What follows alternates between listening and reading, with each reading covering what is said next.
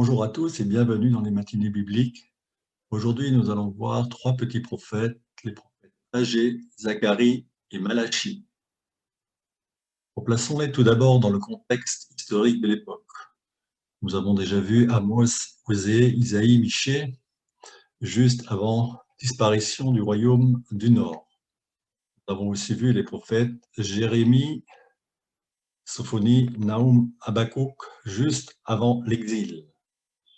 La semaine précédente, nous avons vu le prophète Ézéchiel durant la période de l'exil, durant cette période de captivité à Babylone. Aujourd'hui, nous nous plaçons après la période de l'exil. Et comme vous le voyez sur la carte, nous nous situons aux environs de 500 avant Jésus-Christ. Les prophètes Zacharie, Agé et Malachi se situent durant cette période, ce qu'on appelle la période perse. Vous voyez la bande jaune en haut avec Cyrus, Darius, Xérès, etc. Ce sont les rois de la période perse. Durant toute cette période, le royaume de Juda est sous domination de l'empire perse. Ensuite, nous verrons apparaître progressivement la Grèce et l'empire de Macédoine, ici en rouge. Alors une carte, vous présentez l'empire perse, donc c'est l'Iran actuel, et vous voyez les invasions de cet empire qui s'est étendu jusqu'à l'Inde, vers l'ouest, et ensuite quasiment jusqu'à la Grèce, jusqu'à la Macédoine en tout cas. Vous avez la ville d'Athènes, de Sparte. En fait, cela marque la fin de l'extension de l'Empire perse. Et il y a notamment la célèbre bataille de Marathon qui s'est déroulée durant cette période. Alors, le prophète Agé. Le livre d'Agé, très court, 2 chapitres seulement, et facile à dater. Toute la prophétie est donnée entre août et décembre 520. On se situe donc dans le cadre du retour d'exil durant la période perse. Zorobabel est le gouverneur de Juda. Le plan du livre. D'abord un titre, comme d'habitude, puis des reproches devant le retard pris par les travaux dans le temple, les effets positifs de la prophétie, la gloire du nouveau temple, la consultation des prêtres, la bénédiction, la protection de Zorobabel. Le message du prophète Agé est simple et se résume à une priorité, la reconstruction du temple. Dans son petit livre, tout son petit livre tourne autour de cet impératif. Désormais le temps d'entreprendre les travaux. Aucune excuse ne peut être valable pour différer cette reconstruction. L'alibi des mauvaises conditions économiques se retourne contre ceux qui l'invoquent. Si les conditions sont mauvaises, c'est précisément parce que le temple n'a pas été rétabli. Pour rétablir la situation, il faudra se mettre au travail le plus vite possible. Agé encourage ceux qui se mettent au travail, à commencer par les responsables Zorobabel et Josué. Au contraire, il vilipende ceux qui s'opposent aux travaux ou ne font pas preuve d'enthousiasme. Il va jusqu'à annoncer un avenir radieux autour d'un temple restauré dont la gloire surpassera celle de l'ancien et autour d'un Zorobabel investi comme Messie de Yahvé. Donc, je vous rappelle que c'est Darius qui avait autorisé les Juifs à retourner dans leur pays. Il avait encouragé ce retour et avait favorisé la reconstruction du temple.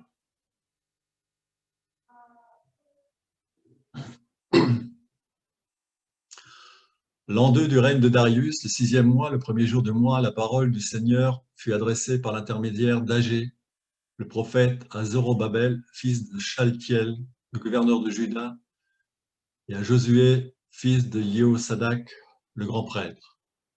Ainsi parle le Seigneur de l'univers.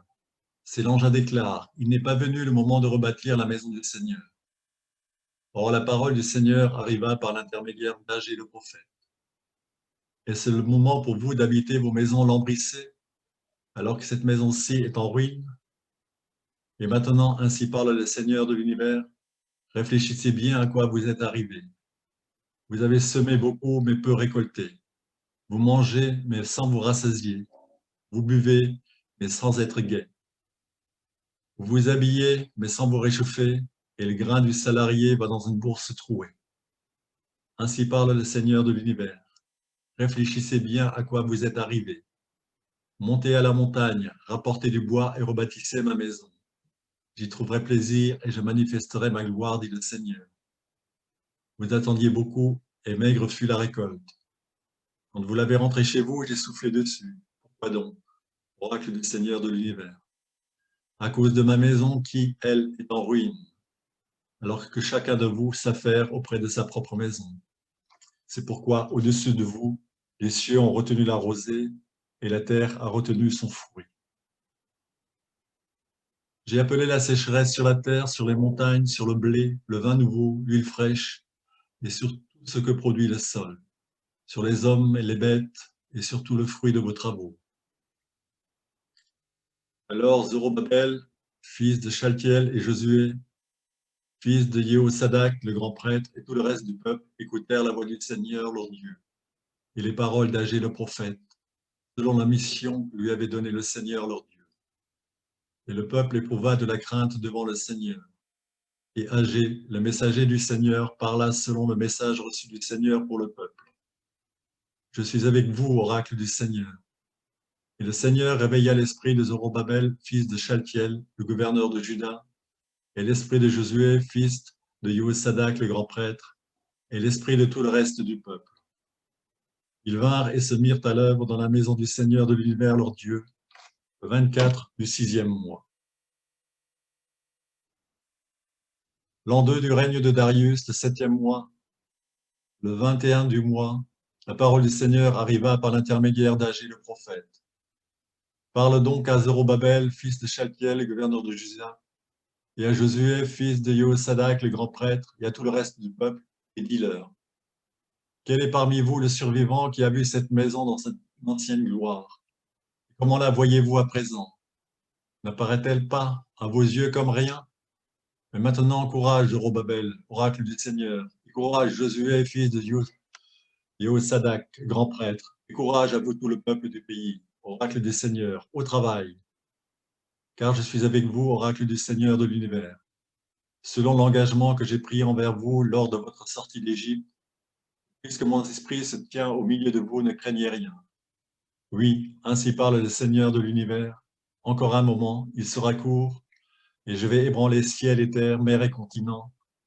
J'ébranlerai toutes les nations, et les trésors de toutes les nations afflueront, et j'emplirai de splendeur cette maison, déclare le Seigneur de l'univers. L'argent est à moi l'or, oracle du Seigneur de l'univers.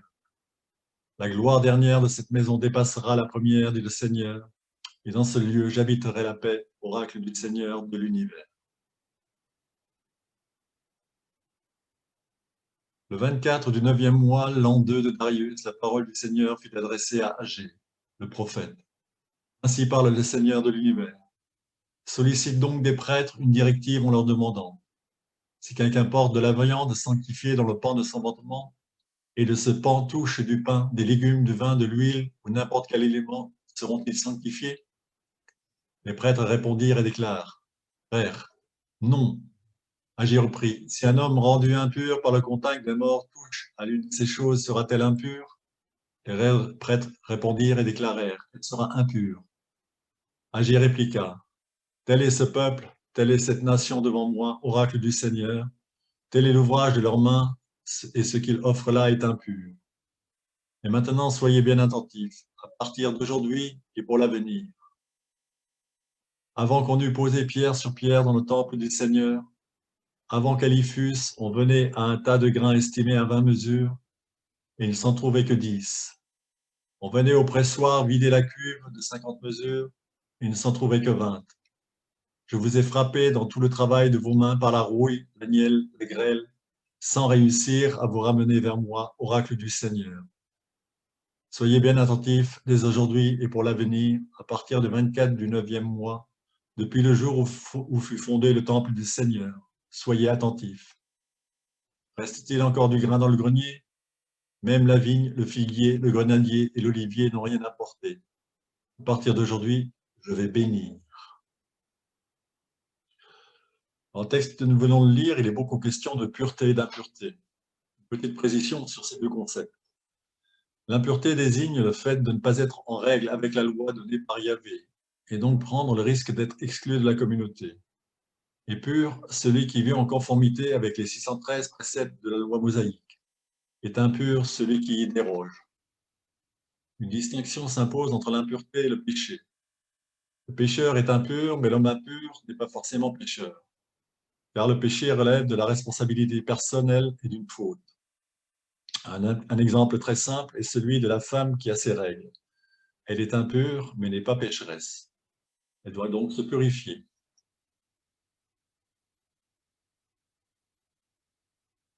Voilà, le premier prophète que nous venons de voir, son message essentiel tourne autour de la reconstruction du temple. Voyons maintenant le prophète Zacharie.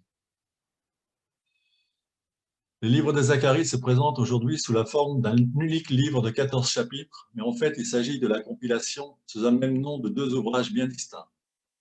De même que pour le livre d'Isaïe, où nous avions 3 d'Isaïe, on parlera du premier Zacharie, chapitre 1 à 8, et du second Zacharie, chapitre 9 à 14. Seul le premier ouvrage est attribué au prophète nommé Zacharie. Le second est l'œuvre d'un anonyme qui a été secondairement rattaché à la première collection. De très nombreuses différences caractérisent les deux parties, tant sur le style que dans les thèmes traités. Le second Zacharie appartient pratiquement à la littérature apocalyptique. Dans le premier Zacharie, donc les chapitres 1 à 8. Comme pour le livre d'Agé, les oracles du premier Zacharie sont datés avec précision. Le premier date d'octobre 520 et le dernier de novembre 518. Zacharie est donc le strict contemporain d'Agé et évolue dans le même contexte, celui du retour d'exil, durant la période perse.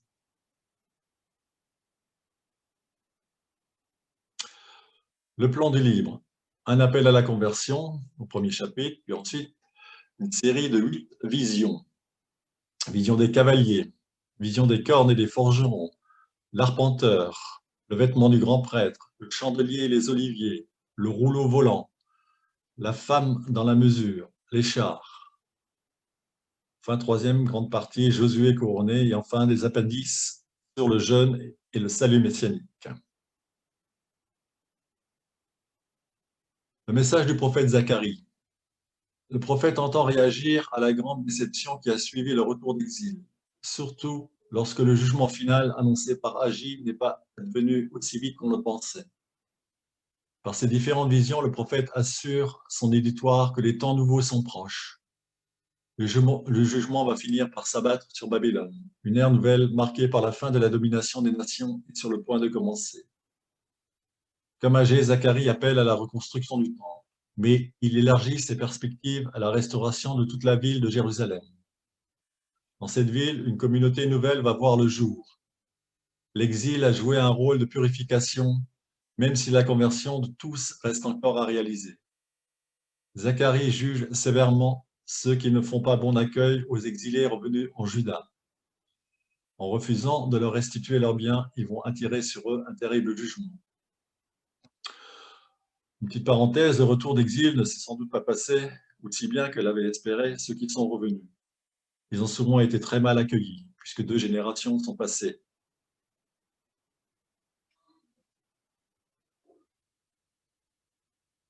Lecture de Zacharie. Au 8e mois, le 2e année du règne de Darius, la parole du Seigneur fut adressée au prophète Zacharie, fils de Berekia, fils de Iddo. N'attendez pas le châtiment pour vous convertir. Le Seigneur s'est violemment irrité contre vos pères. Dis-leur, ainsi parle le Seigneur de l'univers. Revenez à moi, oracle du Seigneur de l'univers, et je reviendrai à vous, dit le Seigneur de l'univers. N'imitez pas vos pères, eux que les prophètes de jadis ont interpellés en ces termes. Ainsi parle le Seigneur de l'univers. Revenez donc, renoncez à vos chemins mauvais et à votre conduite mauvaise. Mais ils n'ont pas écouté et n'ont pas pris garde à moi, oracle du Seigneur. Vos pères, où sont-ils, eux? Et les prophètes, vivent-ils toujours? Pourtant, mes déclarations et mes décisions, celles dont j'avais chargé mes serviteurs les prophètes, n'ont-elles pas atteint vos pères? Alors ils sont revenus et ils ont avoué. Le Seigneur de l'univers avait décidé de nous traiter selon nos chemins et notre conduite. Et c'est bien ainsi qu'il nous a traités. Le 24 du 11e mois, le mois de Shevat, la deuxième année du règne de Darius, la parole du Seigneur fut adressée au prophète Zacharie, fils de Béréchia, fils de Iddo, en ces termes. J'ai eu une vision cette nuit. C'était un homme monté sur un cheval roux. Il se tenait parmi les myrtes, dans la profondeur, et derrière lui, il y avait des chevaux roux, alezans et blancs. Je lui demandai, que représente-t-il, mon Seigneur? Alors l'ange qui me parlait me répondit, je vais te montrer ce qu'il représente. Et l'homme qui se tenait parmi les myrtes intervint en disant, ce sont ceux que le Seigneur a envoyés parcourir la terre. Alors ceux-ci s'adressèrent à l'ange du Seigneur qui se tenait parmi les myrtes et lui dirent, nous avons parcouru la terre et voici que toute la terre est tranquille et en repos. L'ange du Seigneur reprit alors, Seigneur de l'univers, jusqu'à quand tarderas-tu à prendre en pitié Jérusalem et les villes de Juda contre lesquelles tu es irrité depuis déjà 70 ans? Alors, à l'ange qui me parlait, le Seigneur donna une réponse encourageante, une réponse consolante. Et l'ange qui me parlait me dit, proclame, ainsi parle le Seigneur de l'univers. Je suis plein de zèle pour Jérusalem et pour Sion. Mais je suis violemment irrité contre les nations bien établies, alors que moi, je n'étais que faiblement irrité. Elles sont venues ajouter à son malheur. Voilà pourquoi ainsi parle le Seigneur. Je reviens vers Jérusalem avec compassion, ma maison y sera rebâtie, oracle du Seigneur de l'univers. Et le cordeau sera tendu sur Jérusalem. Fais encore cette proclamation, ainsi parle le Seigneur de l'univers. Mes villes regorgeront encore de biens, le Seigneur consolera encore Sion. Un tout petit commentaire sur ce texte, on voit que, à l'instar du prophète que nous venons de voir, le prophète Zacharie se situe toujours dans l'histoire. Et c'est une constante, à part quelques exceptions, que les prophètes ne se situent pas clairement, soit par rapport à un roi, soit par rapport à leur paternité. Partie de l'histoire. Ensuite, deuxième remarque, il y a cet ange du Seigneur. Alors de quoi s'agit-il? L'ange du Seigneur figure dans de nombreux livres de la Bible, et tout particulièrement dans ce livre de Zacharie. Il est peu cité dans les psaumes, mais il est totalement ignoré par les livres de la sagesse. Ce n'est pas un nom propre, mais il désigne une fonction. Son rôle essentiel consiste à assurer le lien entre Dieu et les principaux personnages d'une histoire sainte. Quand le narrateur parle de l'ange du Seigneur, il parle de Dieu lui-même en tant qu'agissant dans le monde. L'ange du Seigneur est en quelque sorte la face visible du Dieu invisible. Dans le texte que nous venons de voir ici, j'ai souligné en rouge l'ange du Seigneur, et on voit clairement au verset 13 que l'ange du Seigneur est un intermédiaire entre Dieu et le prophète Zacharie.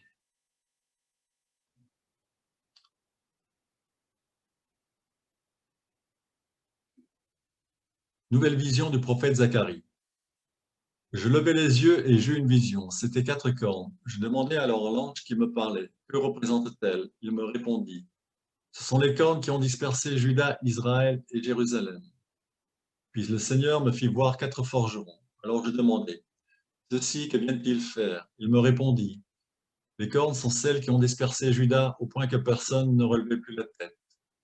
Mais ces forgerons sont venus pour les faire trembler, pour abattre les cornes de ces nations, celles qui ont levé leurs cornes sur le pays de Juda en vue de les disperser. Je levai les yeux et j'eus une vision. C'était un homme tenant à la main un cordeau à mesurer. Je lui demandai, où vas-tu? Il me répondit, mesurer Jérusalem, voir quelle en sera la largeur et la longueur. Et voici que l'ange qui me parlait s'avança, tandis qu'un autre ange venait à sa rencontre. Il lui dit, cours, parle à ce jeune homme là-bas, et dis-lui, Jérusalem doit rester ville ouverte à cause de la foule des gens et des bêtes qui s'y trouvent. Alors, les cornes ne sont pas clairement identifiées, mais à travers l'histoire que nous avons vue, on peut quand même citer la Syrie et Babylone. Alors peut-être y a-t-il aussi les Philistins, l'Égypte, les Chaldéens. On peut imaginer toutes les nations, peut-être aussi la nation perse, qui ont envahi le royaume d'Israël et le royaume de Juda. Et dans ce texte, nous revoyons l'ange qui joue le rôle d'intermédiaire. Et moi, je serai là, oracle du Seigneur. Je serai pour elle un rempart de feu, et au milieu d'elle, je serai sa gloire. Allons, allons, quittez en hâte le pays du Nord, oracle du Seigneur. c'est aux quatre vents du ciel que je vous avais dispersé, oracle du Seigneur. Allons, Sion, échappe-toi, toi qui es installé à Babylone. Ainsi parle le Seigneur de l'univers, lui qui m'a envoyé avec autorité à propos des nations qui vous ont pillé. Oui, quiconque vous touche à la prunelle de mon œil. Oui, me voici, je vais lever les mains contre elles, afin qu'elles deviennent le butin de leur esclave. Et vous connaîtrez que c'est le Seigneur de l'univers qui m'a envoyé. Crie de joie, réjouis-toi, fille de Sidion, car me voici, je viens demeurer au milieu de toi, oracle du Seigneur. Les peuples nombreux s'attacheront au Seigneur en ce jour-là. Ils deviendront mon peuple et je demeurerai au milieu de toi, et tu reconnaîtras que c'est le Seigneur de l'univers qui m'a envoyé vers toi. Le Seigneur s'attribuera Juda comme son patrimoine sur la terre sainte, et il choisira encore une fois Jérusalem. Silence, toute créature, devant le Seigneur, car il se réveille et sort de sa demeure sainte. Au premier verset, nous avons le mot « je serai là ». Ce mot fait écho à un épisode que nous avons vu avec Moïse. Lorsque Dieu apparaît à Moïse sur le mont Horeb, il lui donne son nom. Je suis. Ce je suis peut aussi se traduire par je serai. Dans l'épisode du buisson ardent, Dieu révèle une présence éternelle, une présence qui sera toujours manifeste, fidèle à travers le temps, à travers l'histoire, quels que soient les aléas de l'histoire. À travers ce je serai là, oracle du Seigneur, Dieu manifeste encore et toujours sa présence.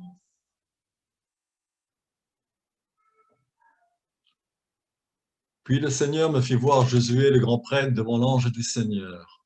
Or le Satan se tenait à sa droite pour l'accuser. L'ange du Seigneur dit au Satan, « Que le Seigneur te réduise au silence, Satan. Oui, que le Seigneur te réduise au silence, lui qui a choisi Jérusalem. Quant à cet homme-là, n'est-il pas un tison arraché au feu? » Josué, debout devant l'ange, portait des habits sales. L'ange reprit et dit à ceux qui se tenaient devant lui, « Enlevez-lui ses habits sales. » Puis il dit à Josué, « Vois, je t'ai débarrassé de ton péché, et on te revêtira d'habits de fête. » Et il reprit qu'on mette sur sa tête un turban propre. Ils lui posèrent sur la tête le turban propre et lui mirent les habits. Et l'ange du Seigneur se tenait là. Alors l'ange du Seigneur fit à Josué cette déclaration. Ainsi parle le Seigneur de l'univers. Si tu marches dans mes chemins, si tu gardes mes observances, toi-même tu gouverneras ma maison. Tu veilleras aussi sur mes parvis, et je te ferai accéder au rang de ceux qui se tiennent ici. Écoute, Josué, grand prêtre, toi et tes collègues qui siègent devant toi, car ces hommes constituent un présage. Voici que je fais venir mon serviteur Germe. En effet, voici la pierre que je remets à Josué. 7 yeux surmontent cette pierre unique. Moi-même, je vais graver son inscription, oracle du Seigneur de l'univers, et je vais éliminer le péché de ce pays en un seul jour. En ce jour-là, oracle du Seigneur de l'univers, vous vous inviterez mutuellement sous la vigne et sous le figuier. Donc, dans ce texte, on voit un nouveau personnage apparaître au verset 1. Or, le Satan se tenait à sa droite pour l'accuser. Satan, c'est la première fois dans la Bible que nous trouvons ce mot Satan. Satan qui signifie en hébreu l'accusateur ou l'adversaire. Nous retrouverons ce personnage dans le livre de Job. Je levai de nouveau les yeux et j'eus une vision. C'étaient 4 chars qui s'avançaient d'entre les 2 montagnes, et ces montagnes étaient de bronze. Mes chars étaient attelés de chevaux roux, le second de chevaux noirs, le troisième de chevaux blancs et le quatrième de chevaux tachetés rouges. Je repris et demandai à l'ange qui me parlait, « Que représente-t-il, mon Seigneur ?» L'ange me répondit, « Ce sont là les 4 vents du ciel qui s'amancent après s'être tenus devant le Maître de toute la terre. » L'attelage aux chevaux noirs s'avançait vers le pays du nord. Les blancs s'avançaient à leur suite, tandis que les tachetés s'avançaient vers le pays du midi. Les rouges s'avançaient impatients d'aller parcourir la terre. Alors le Seigneur leur ordonna, « Allez, parcourez la terre. » Et les chars parcouraient la terre. Il m'appela pour me dire, « Regardez, ceux qui s'avancent vers le nord font reposer mon esprit dans le pays du nord. » Ici, nous avons des messagers de Dieu sous la forme de chevaux.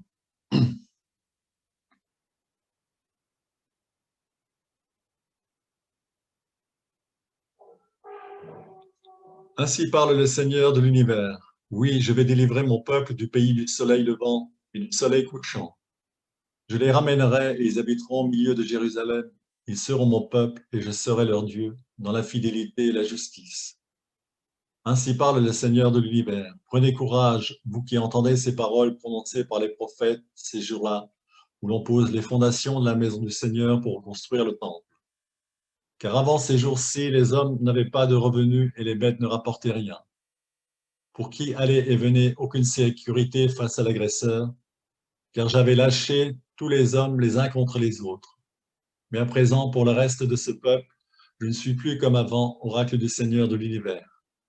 En effet, je sèmerai la paix, la vigne donnera son fruit, la terre donnera son produit, les cieux donneront leur rosée et je donnerai tout cela comme patrimoine au reste de ce peuple. Et alors, de même que vous avez manifesté la malédiction parmi les nations, maison de Juda et maison d'Israël, de même, je vous sauverai et vous manifesterez la bénédiction. Ne craignez pas, prenez courage, ainsi parle le Seigneur de l'univers. En ces jours-là, 10 hommes de toutes les langues qui parlent à la nation s'accrocheront à un juif par le pan de son vêtement en déclarant « Nous voulons aller vers vous, car nous l'avons appris, Dieu est avec vous. » Donc nous avons dans ce texte-là le thème de l'alliance qui réapparaît. Ils seront mon peuple et je serai leur Dieu. Nous avons aussi dans ce texte la notion de reste qui réapparaît, le petit reste, c'est-à-dire ceux qui ont été fidèles à la parole du Seigneur. Et comme vous pouvez le constater, dans ce texte, comme dans beaucoup d'autres, la bénédiction de Dieu se manifeste beaucoup à travers les dons de la nature. La vigne qui donne ses fruits, la terre qui donne son produit, les cieux qui donnent sa rosée. Pourquoi? Parce que c'est une nécessité vitale pour ce peuple que de se nourrir, que de boire. Et vous avez le mot juif tout en bas qui apparaît sans doute pour la première fois dans un livre biblique.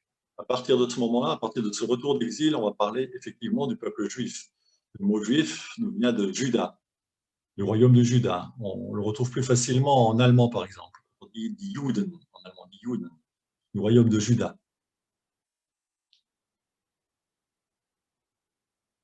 Voilà, nous avons le premier prophète Zacharie, maintenant le second Zacharie.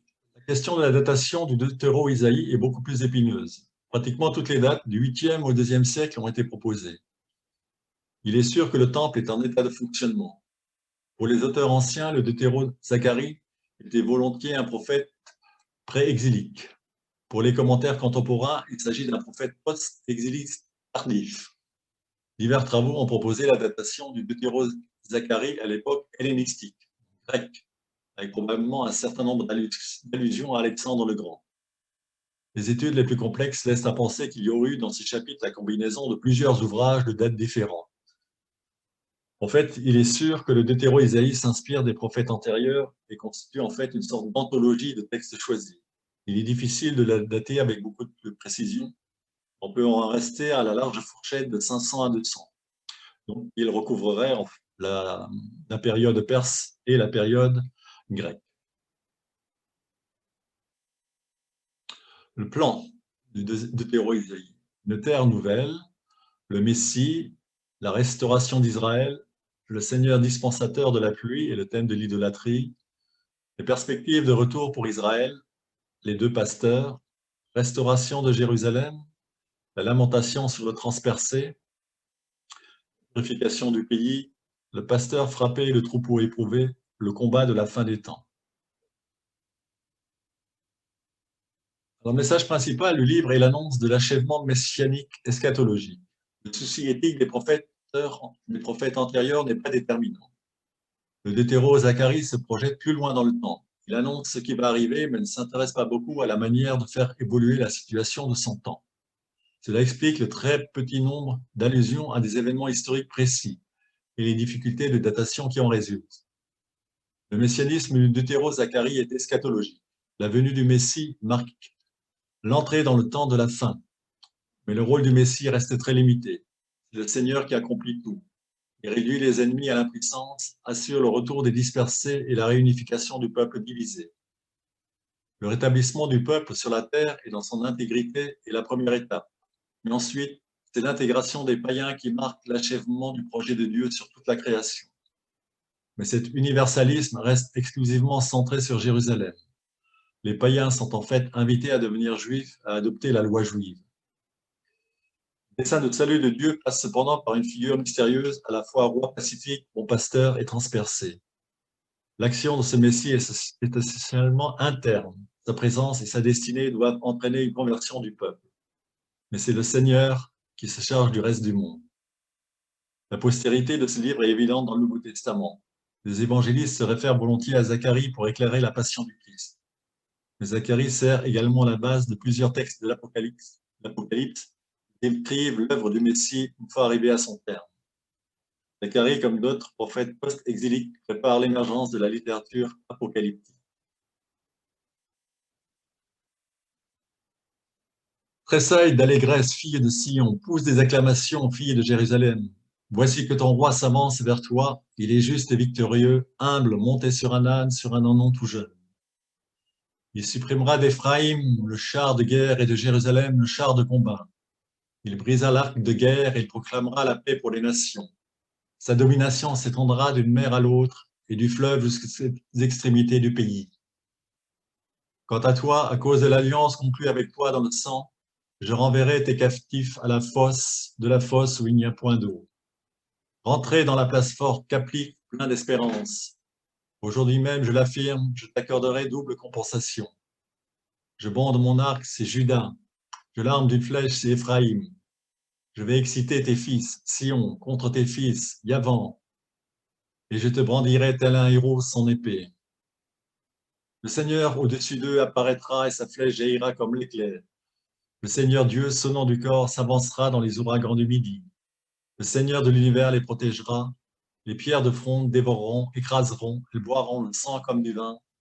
Elles se gorgeront comme une coupe à aspersion, comme les cornes de l'autel. Le Seigneur leur Dieu les sauvera en ces jours-là, eux, les brebis de son peuple. Semblables à des pierres précieuses, ils étincelleront sur la terre. Comme ils seront heureux, comme ils seront beaux, le froment épanouira les jeunes gens et le vin nouveau les jeunes filles. Donc je vous ai surligné en rouge dans le premier verset, voici que ton roi s'avance vers toi, il est juste et victorieux, humble, monté sur un âne tout jeune. Bien sûr, ce texte nous renvoie à l'entrée en Jérusalem de Jésus, monté sur un petit âne.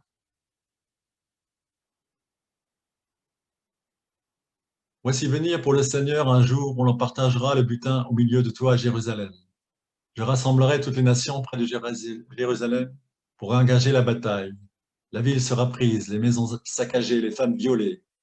La moitié de la population ira en déportation, mais celle qui restera ne sera pas éliminée de la ville. Alors le Seigneur entrera en campagne contre ces peuples-là, le jour où il se battra, le jour de la mêlée. En ce jour-là, ses pieds se poseront sur le mont des Oliviers, qui est en face de Jérusalem, à l'Orient. Le mont des Oliviers se fendra par le milieu d'est en ouest, changé en une immense vallée. Une moitié de la montagne reculera vers le nord et l'autre vers le sud. Alors vous fuirez par la vallée de mes montagnes, car la vallée des montagnes atteindra Assal. Vous fuirez tout comme vous avez fui le tremblement de terre à l'époque d'Osias, roi de Juda. Puis le Seigneur, mon Dieu, arrivera accompagné de tous ses saints. Ce sont les anges ici. En ce jour-là, il n'y aura plus ni luminaire, ni froidure, ni gel. Ce sera un jour unique. Le Seigneur le connaît. Il n'y aura plus de jour et de nuit, mais à l'heure du soir brillera la lumière. En ce jour-là, des eaux vives sortiront de Jérusalem, moitié vers la mer orientale, moitié vers la mer occidentale. Il en sera ainsi l'été comme l'hiver. Alors le Seigneur se montrera le roi de toute la terre. En ce jour-là, le Seigneur sera unique et son nom unique.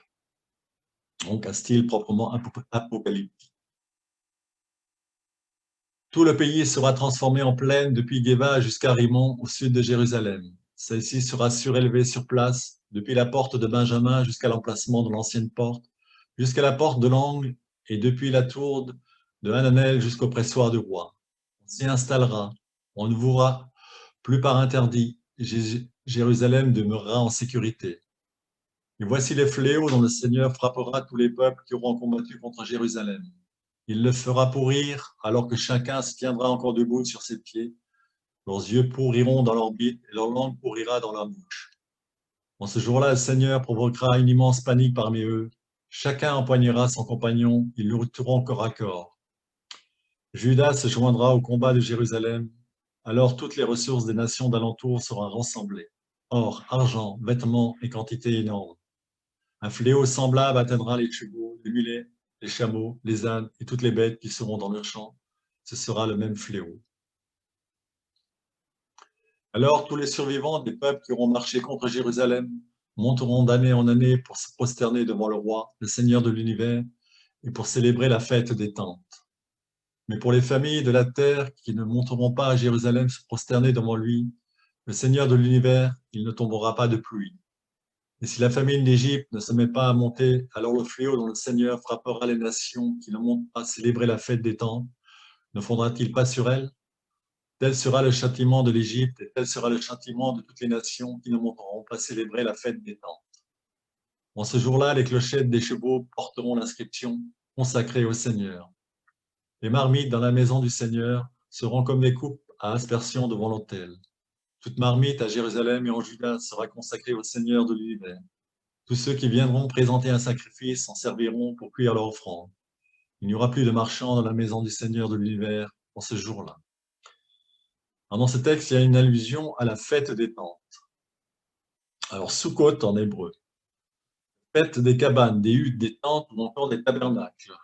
C'est l'une des 3 grandes fêtes de Jérusalem prescrites par la Torah, avec la Pâque et la Pentecôte, au cours de laquelle on célèbre dans la joie l'assistance divine reçue par les enfants d'Israël lors de l'Exode. Et c'est aussi une fête agricole qui marque la fin du cycle agricole annuel. C'est une fête qui commémore le souvenir des tentes dans lesquelles les enfants d'Israël ont résidé lors de leur sortie du pays d'Égypte. Durant toute cette période de pérégrination vers le mont Sinaï, les courtisans remontaient vers le royaume de Canaan. Voilà, donc nous avons fini avec le prophète Zacharie. Le second prophète très apocalyptique dans son style. Voyons maintenant le prophète Malachi. Le livre de Malachi est un livre totalement anonyme. En effet, il ne s'agit pas d'un nom propre, mais simplement d'un nom commun signifiant l'envoyé. Le livre ne possède aucune section autobiographique et l'auteur ne donne aucun renseignement sur son identité, ce qui est assez rare. On dispose par contre d'indices permettant de proposer une datation. En effet, le culte fonctionne à nouveau normalement et la destruction des dons paraît bien avancée, ce qui nous amène déjà au début du 5e siècle. La situation du clergé semble très problématique du fait de la décadence et du relâchement, ce qui vise une époque assez éloignée de la ferveur des recommencements du culte d'Israël, après le retour d'exil. On se retrouve en fait dans le même contexte que celui des livres d'Esdras et de Néhémie, injustice sociale, problème de mariage mixte. Et on peut dater ce livre peut-être quelques années avant l'intervention de Néhémie, probablement vers 460. L'activité du prophète s'est déroulée probablement sur plusieurs années ou même décennies, et les derniers oracles peuvent être postérieurs à cette intervention. Le plan du livre. Un titre, puis ensuite l'amour du Seigneur pour son peuple, les oracles contre les prêtres, la question des mariages mixtes. Les mariages mixtes sont des mariages entre un juif et un non-juif. Oracle contre les sceptiques, annonce du jour du Seigneur, la question de la dîme, la revanche des justes au jour du jugement, attendent la venue d'Élie. Malachi insiste beaucoup sur les dysfonctionnements du culte et invite ses auditeurs à y remédier promptement, payer la dîme, offrir des victimes de bonne qualité. Il dénonce des fraudes qui sont autant des tentatives de tromper Dieu. Le prophète s'attaque aussi à la question des mariages mixtes, c'est-à-dire entre un juif et une païenne. Il s'inscrit dans la perspective des livres d'Esdras et de Néhémie et s'attaque tout particulièrement à ceux qui n'hésitent pas à répudier leur épouse juive pour épouser une étrangère. Enfin, il annonce l'approche venue du jour du Seigneur, un jour de jugement qui sera précédé par la venue, ou plutôt le retour, du prophète Élie. L'élection d'Israël. Proclamation, parole du Seigneur à Israël par l'intermédiaire de Malachi. Malachi qui signifie l'envoyé en hébreu. Je vous aime, dit le Seigneur, et vous dites, en quoi nous aimes-tu? Ésaü n'était-il pas le frère de Jacob, oracle du Seigneur? Pourtant j'ai aimé Jacob, et j'ai haï Ésaü. J'ai livré ses montagnes à la désolation et son patrimoine au chacal du désert. C'est Édom dit, nous avons été détruits, mais nous relèverons nos ruines. Ainsi parle le Seigneur de l'univers. Qu'ils construisent eux, mais moi je démolirai. On les nommera territoire de méchanceté, et le peuple que le Seigneur réprimande sans fin. Vos yeux le verront, et vous vous direz, grand est le Seigneur au-dessus du territoire d'Israël. Le prophète nous invite ensuite à un culte authentique. Un fils honore son père, un serviteur son maître. Oui, si je suis père, où est l'honneur qui me revient? Et je suis maître, où est le respect qui m'est dû? Déclare le Seigneur de l'univers. À vous les prêtres qui méprisez mon nom. Et vous dites, en quoi avons-nous méprisé ton nom? En apportant sur mon autel un aliment impur. Et vous dites, en quoi t'avons-nous rendu impur? En affirmant, la table du Seigneur est sans importance. Et quand vous présentez au sacrifice une bête aveugle, n'est-ce pas mal? Et quand vous en présentez une boiteuse et une malade, n'est-ce pas mal? Offre-la donc à ton gouverneur. Sera-t-il satisfait de toi? T'accueillera-t-il avec faveur, dit le Seigneur de l'univers? Après quoi, essayez donc d'apaiser Dieu pour qu'il vous prenne en pitié. C'est de vos mains que cela vient. Vous accueillera-t-il avec faveur, dit le Seigneur de l'univers? Se trouvera-t-il enfin parmi vous quelqu'un pour fermer la porte, pour que vous n'embrasiez pas en pure perte mon autel? Je ne prends aucun plaisir en vous, dit le Seigneur de l'univers. Et l'offrande, je ne l'agrée pas de vos mains. Car du lever au couchant, grand est mon nom parmi les nations. En tout lieu, un sacrifice d'encens est présenté à mon nom, ainsi qu'une offrande pure, car grand est mon nom parmi les nations, dit le Seigneur de l'univers. Vous, cependant, vous le profanez en disant, la table du Seigneur est impure. Son rapport en nourriture est dérisoire. Et vous dites, voyez quel ennui. Et vous la repoussez avec dédain, dit le Seigneur de l'univers. Vous apportez quelque animal récupéré, soit boiteux, soit malade, et vous le présentez en offrande. Puis-je l'agréer de vos mains, dit le Seigneur? Maudit soit le fraudeur qui, possédant un mâle dans son troupeau, fait un vœu et sacrifie au Seigneur une bête tarée. Car je suis un grand roi, dit le Seigneur de l'univers, et mon nom inspire la crainte parmi les nations. Donc un thème évident qui ressort ici, c'est l'offrande d'une bête qui ne soit pas malade au Seigneur. Autre thème qui revient, c'est le nom du Seigneur. Nous reviendrons sur ce sujet un peu plus loin. Exigence d'un sacerdoce fidèle. Maintenant, à vous prêtres, cet avertissement. Si vous n'écoutez pas, si vous ne prenez pas à cœur de donner gloire à mon nom, dit le Seigneur de l'univers, je lancerai contre vous la malédiction et maudirai vos bénédictions. Oui, je les maudis, car aucun de vous ne prend rien à cœur. Me voici, je vais porter la menace contre votre descendance, et je vous jetterai du fumier à la figure, le fumier de vos fêtes, et on vous enlèvera avec lui. Vous saurez que je vous ai adressé cet avertissement pour que devienne réelle mon alliance avec Lévi et le Seigneur de l'univers. Mon alliance avec lui était vie et paix, car je les avais accordés, car je le lui accordais ainsi que la crainte pour qu'il me révère. Devant mon nom, il était frappé de saisissement. Sa bouche donnait un enseignement véridique et nulle imposture ne se trouvait sur ses lèvres. Dans l'intégrité et la droiture, il marchait avec moi, détournant beaucoup d'hommes de la perversion. En effet, les lèvres du prêtre gardent la connaissance et de sa bouche on recherche l'instruction, car il est messager du Seigneur de l'univers.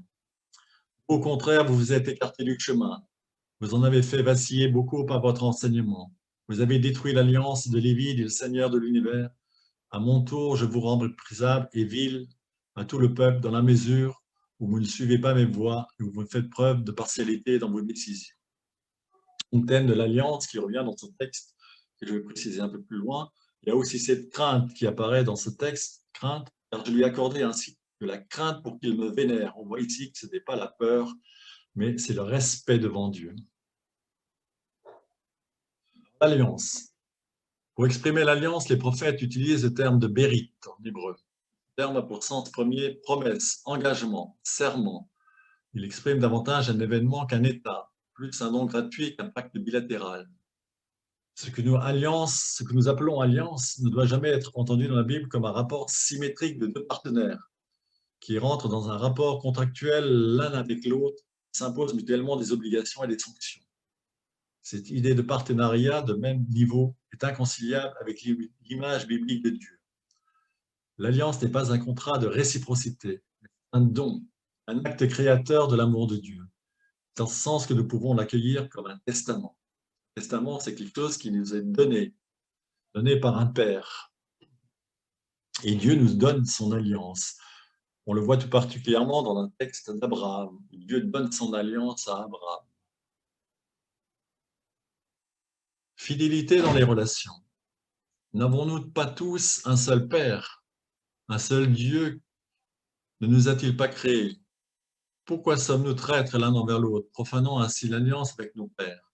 Judas a trahi. Une abomination a été commise en Israël et à Jérusalem.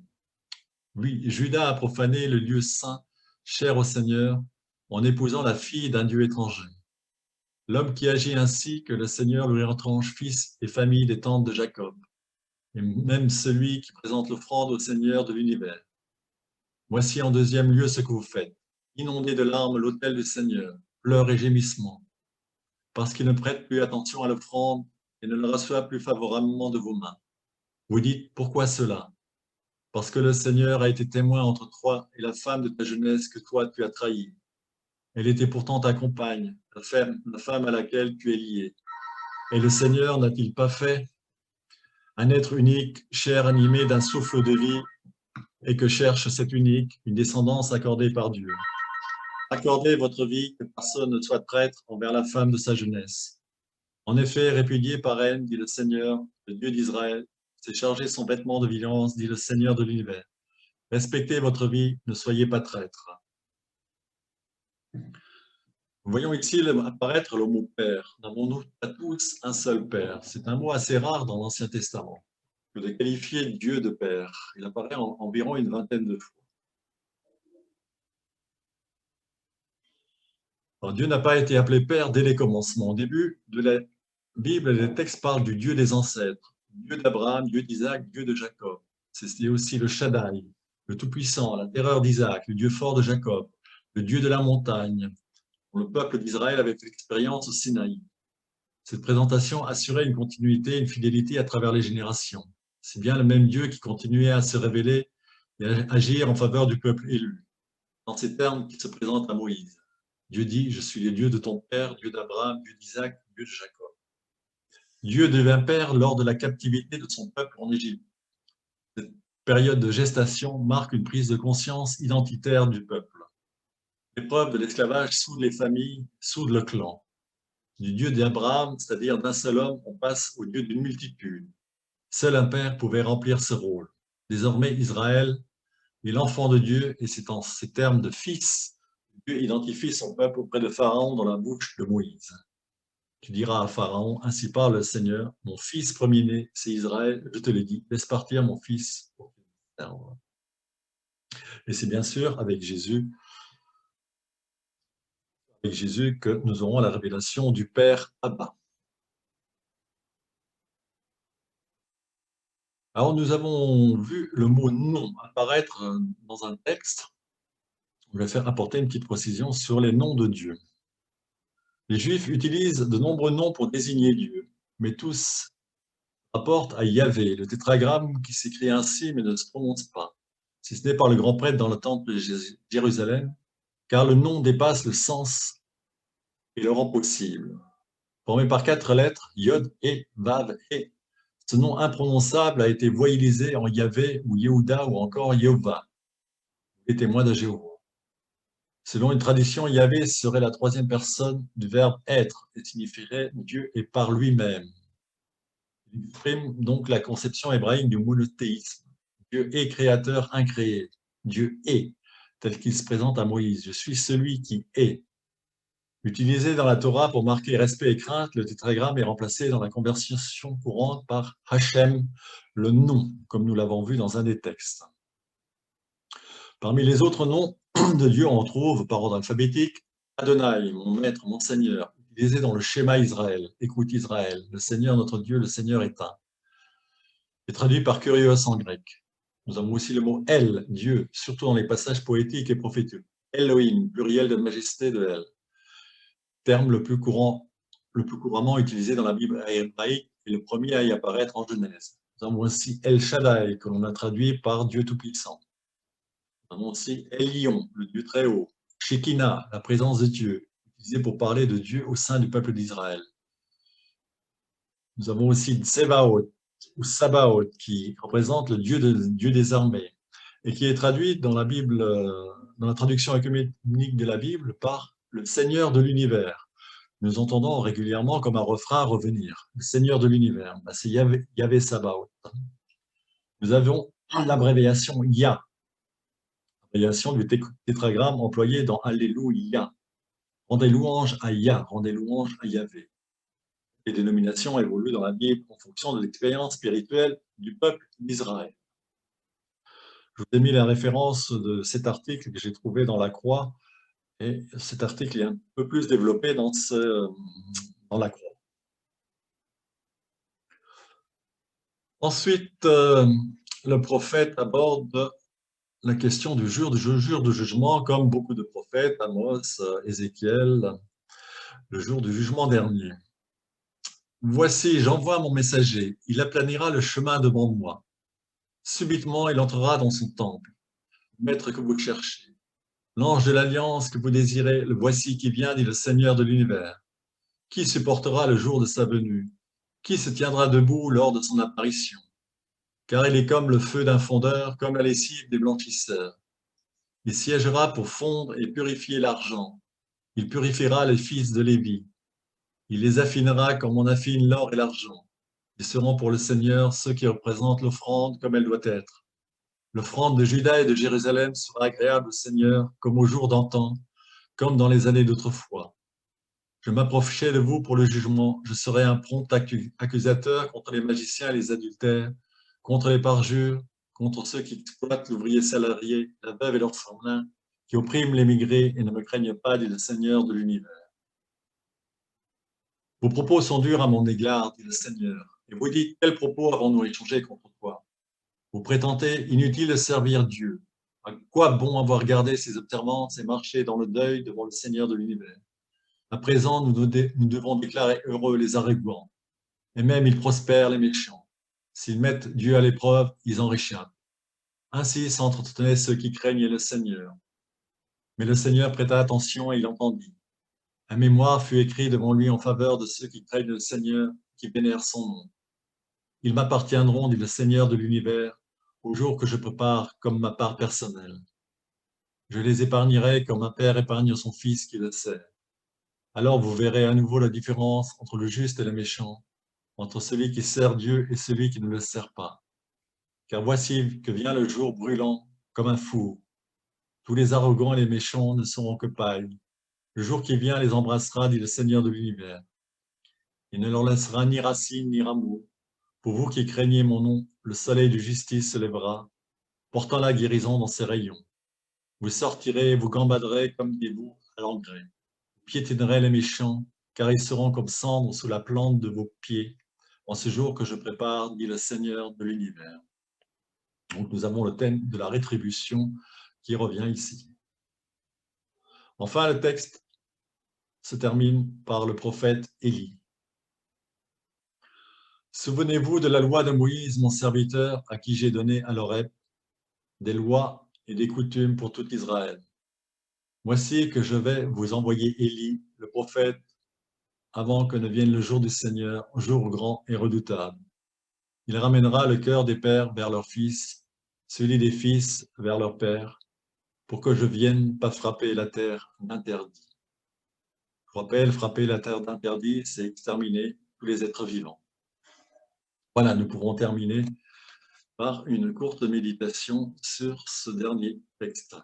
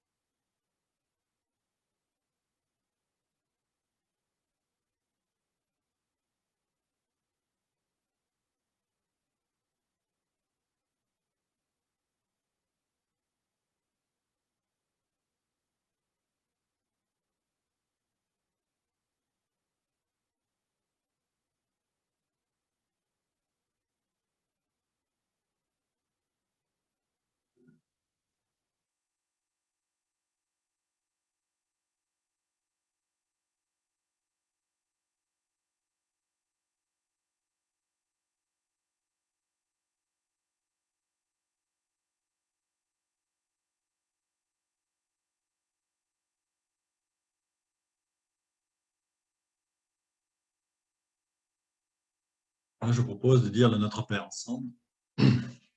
Notre Père qui es aux cieux, que ton nom soit sanctifié, que ton règne vienne, que ta volonté soit faite sur la terre comme au ciel. Donne-nous aujourd'hui notre pain de ce jour. Pardonne-nous nos offenses, comme nous pardonnons aussi à ceux qui nous ont offensés. Et ne nous laisse pas entrer en tentation, mais délivre-nous du mal. Amen.